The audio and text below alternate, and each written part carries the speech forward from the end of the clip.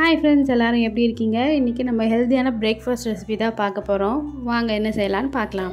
இன்னைக்கு நான் பாலக்கீரை யூஸ் பண்ணி இன்னைக்கு பூரி தான் செஞ்சிருக்கேன். சோ எப்படி செய்யலாம்னு பார்க்கிறதுக்கு முன்னாடி இந்த சேனலை மறக்காம நீங்க Subscribe பண்ணிடுங்க. பக்கத்துல இருக்க பெல் ஐகானையும் பிரஸ் பண்ணிடுங்க. அப்பதான் நாங்க போற எல்லா வீடியோவும் நீங்க மிஸ் பண்ணாம பார்க்க முடியும். சரி வாங்க இப்போ வீடியோக்குள்ள போலாம்.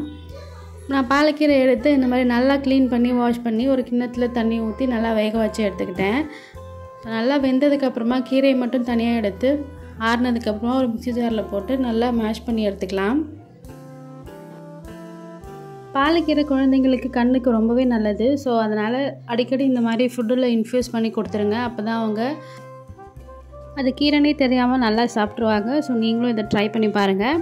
இப்போ நான் பூரி செய்யறதுக்கு தேவையான அளவு கோதுமை மாவு எடுத்துக்கிட்டேன். அதில் நம்ம அரைச்சி வச்ச கீரையை ஊற்றிக்கலாம். அதில் பாதி அளவுக்கு நான் கீரை சேர்த்துருக்கேன். மீதி பாதி நம்ம வெள்ளை மாவாவை பிசைஞ்சு வச்சுக்கலாம். இப்போ தேவையான அளவு உப்பு போட்டு நல்லா பிசைஞ்சு எடுத்துக்கலாம்.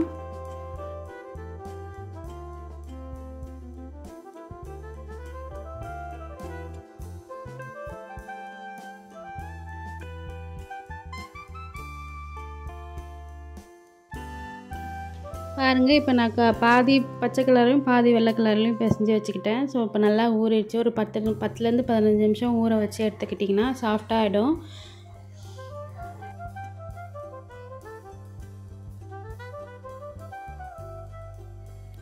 இப்போ நான் இந்த வெள்ளை கலர் மாவை எடுத்து நல்லா பெருசாக திரட்டிக்கிறேன்.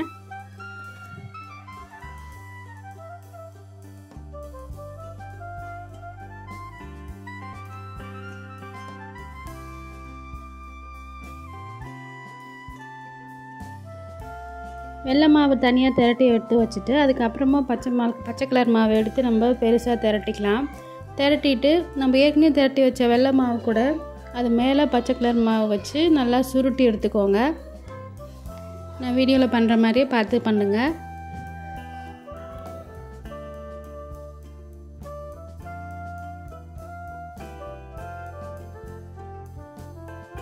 இந்த மாதிரி ஒன்றுக்குள்ளே ஒன்று வச்சு நல்லா சுருட்டி எடுத்ததுக்கப்புறமா ஒரு கத்தி வச்சு குட்டி குட்டி பீஸஸாக கட் பண்ணி எடுத்துக்கோங்க.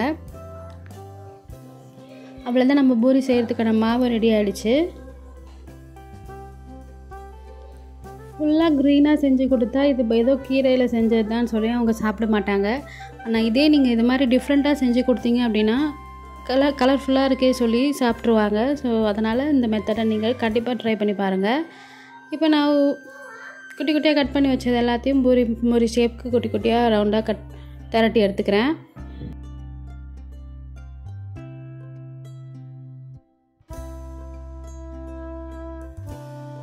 ஒரு கடாயில் எண்ணெயை காய வச்சுட்டு இந்த மாதிரி பூரியை சுற்றி எடுத்துக்கலாம். ஹெல்தியான பிரேக்ஃபாஸ்ட் ரெசிபி ரெடி ஆகிடுச்சு. இதுக்கு நீங்கள் சிம்பிளாக ஒரு வெஜிடபிள் குருமா வச்சு சாப்பிட்டா சூப்பராக இருக்கும். ஸோ நீங்களும் உங்கள் வீட்டில் ட்ரை பண்ணி பார்த்துட்டு எப்படி இருக்குன்னு எனக்கு மறக்காமல் கமெண்ட்டில் சொல்லுங்கள். இந்த வீடியோ உங்களுக்கு பிடிச்சிருந்தா லைக் பண்ணுங்கள், ஷேர் பண்ணுங்கள், மறக்காமல் எங்கள் சேனலை Subscribe பண்ணிவிடுங்க. இந்த வீடியோவை உங்கள் ஃப்ரெண்ட்ஸ் அண்ட் ஃபேமிலிக்கு ஷேர் பண்ணிவிடுங்க. தேங்க்யூ ஃபார் வாட்சிங்.